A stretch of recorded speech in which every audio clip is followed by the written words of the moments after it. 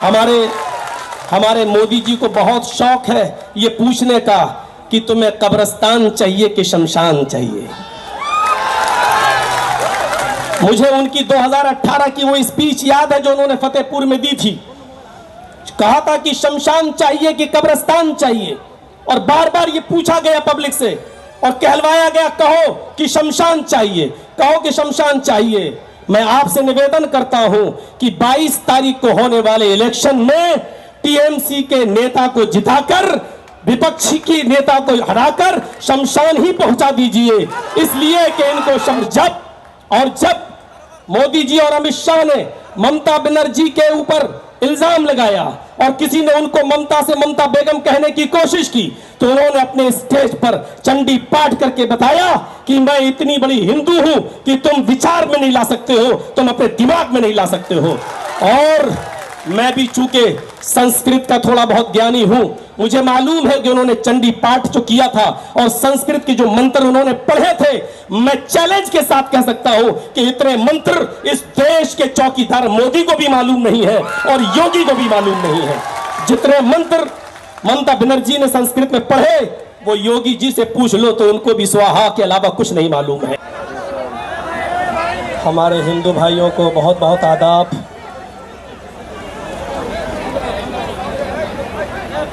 Stage पर बैठे हुए हमारे निहायत ही सम्मानित टीएमसी के कार्यकर्ता और अच्छी पोस्ट पर विराजमान हमारे टीएमसी के महान लीडर नेता, और विशेष तौर पर ख़ास तौर पर हमारे गौतम पाल साहब जिन्होंने मुझे फ़ोन किया और मुझे यहाँ आने का निमंत्रण दिया।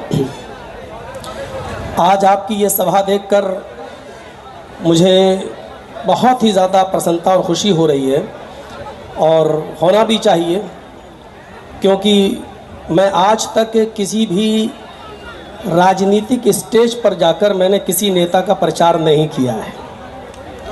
ये मेरा पहला मौका है, और मैं सिर्फ गौतम पाल के लिए यहाँ जो आया हूँ उसकी ज़रूरत मुझे सिर्फ इसलिए पड़ी क्योंकि ये जो लड़ाई हो रही है इलेक्शन की, ये लड़ाई चुनाव की नहीं है, इलेक्शन की नहीं है। ये जो लड़ाई है वो असल में सच और झूठ की लड़ाई है।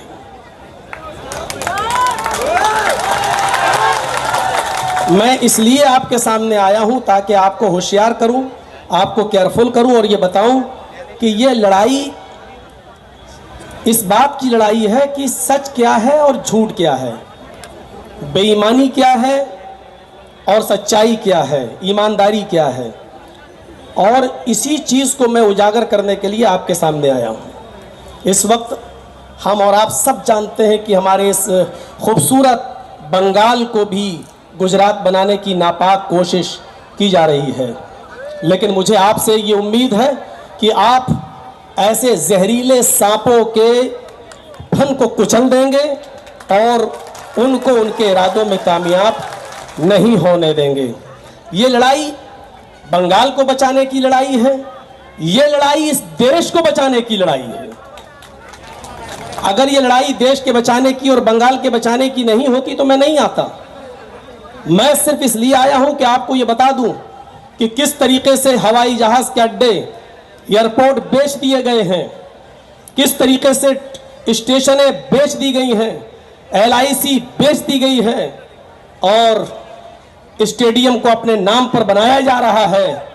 आप होशियार रहिए, आपको भी आपके बंगाल के बेचने की प्लानिंग हो चुकी है, लेकिन आप इस प्लानिंग पर पानी फेर सकते हैं, क्योंकि आपकी ताकत और आपकी शक्ति सबसे अच्छी और सबसे ऊपर शक्ति होती है। इसलिए आपकी शक्ति की मुझे जरूरत है। इस वक्त ममता बनर्जी अकेली एक ऐसी लेडी सिंगम की तौर पर उभरी हुई है जो इन तमाम जहरीले सांपों को सर को अकेले कुचलने के लिए तैयार है। ये लड़ाई पूरे सिस्टम के खिलाफ हो रही है। आप ये देखिए कि किस तरीके से अभी इलेक्शन के मौके पर CRPF की तरफ से गोलियां चलाई गई और एक वर्ग विशेष के 4 लोगों की हत्या कर दी गई है। बिल्कुल आग जलाने की कोशिश की जा रही है। वातावरण को हिंदू और मुसलमान बनाने की कोशिश की जा रही है। लेकिन बंगाल वालों, तुम बहुत समझदार हो। हमेशा हमेशा हिंदू और मुसलमान, सिख और ईसाई एक साथ मिलकर रहे हो। ऐसी साजिशों को कभी कामयाब मत होने देना। एक अकेली औरत और दूसरी तरफ एक अकेली बहादुर शेरनी और दूसरी तरफ नरेंद्र मोदी, इस देश के प्रधानमंत्री, दूसरी तरफ अमित शाह, तीसरी तरफ पूरा चुनाव आयोग, इलेक्शन कमीशन। आप देख रहे हैं एक अकेली औरत इन तमाम लोगों का मुकाबला कर रही है। इस वक्त आपकी सहायता की, आपकी मदद की, आपकी हेल्प की जरूरत है और मुझे उम्मीद है कि आप उनका पूरा साथ देंगे, पूरा समर्थन आप करेंगे। ममता बनर्जी को हम सिर्फ बंगाल तक सीमित नहीं देखना चाहते हैं। मौलाना जर्जीस आपके सामने आया है वो सिर्फ ये बताने के लिए कि ममता बनर्जी ही एक ऐसी लीडर है जो न सिर्फ बंगाल की सीएम बल्कि इस देश की प्रधानमंत्री बनने के लायक है।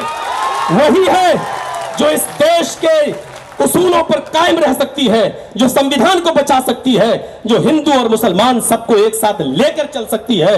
वही एक औरत है जो बता सकती है कि संविधान क्या है, जो ये बता सकती है लोगों को कि देखो सबको एक साथ लेकर किस तरीके से देश को चलाया जा सकता है। लिहाजा आपको इस वक्त बंटने की जरूरत नहीं है। बंगाल वालों, इस वक्त आपकी सख्त जरूरत है।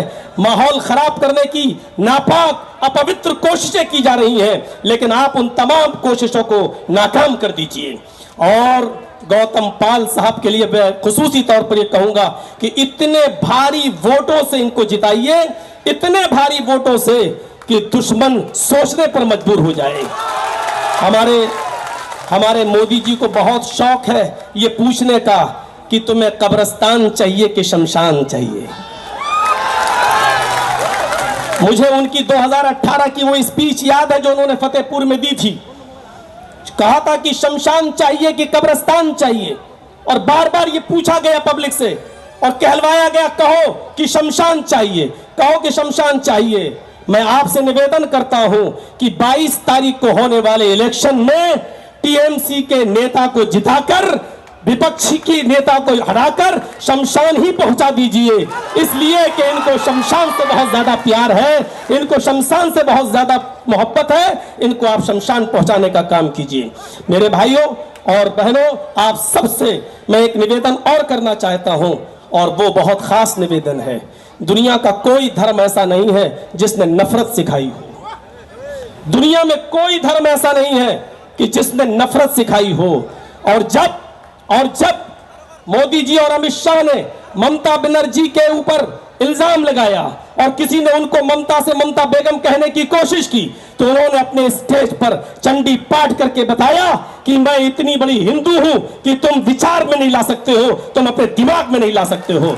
और मैं भी चूंकि संस्कृत का थोड़ा बहुत ज्ञानी हूं, मुझे मालूम है कि उन्होंने चंडी पाठ जो किया था और संस्कृत के जो मंत्र उन्होंने पढ़े थे, मैं चैलेंज के साथ कह सकता हूं कि इतने मंत्र इस देश के चौकीदार मोदी को भी मालूम नहीं है और योगी को भी मालूम नहीं है। जितने मंत्र ममता बनर्जी ने संस्कृत में पढ़े वो योगी जी से पूछ लो तो उनको भी स्वाहा के अलावा कुछ नहीं मालूम है। और आज हालत ये हो चुकी है कि शमशान घाट की बात करते करते मैं अभी सीधे लखनऊ से चला रहा हूं। आज की रिपोर्ट बता रहा हूं कि कोरोना वायरस में मरने वालों की संख्या इतनी ज्यादा है कि आज लाशों को जलाने के लिए चिता नहीं मिल रही है, लाइन में लगी हुई है जो लाशें। विकास इतना किया हमारे देश के प्रधानमंत्री जी ने, सबका साथ सबका विकास का नारा ऐसा लगाया कि आज जिंदे तो जिंदे, मुर्दे भी लाइन में लगे हुए हैं। आज मुर्दे लोग भी लाइन में लगे हुए हैं। आज चारों तरफ देख लीजिए, हम शिकायतें क्यों कर रहे हैं? हमने लड़ाई लड़ी कब है?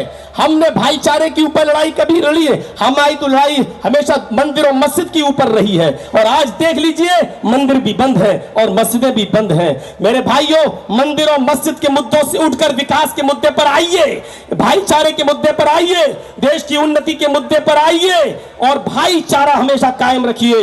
क्योंकि मैं मुसलमान हूं, लेकिन मैं जानता हूं कि हमारा कुरान हमें भाईचारे का निमंत्रण देता है। हिंदू भाई है, इनसे पूछिए कि क्या हिंदू धर्म नफरत सिखाता है।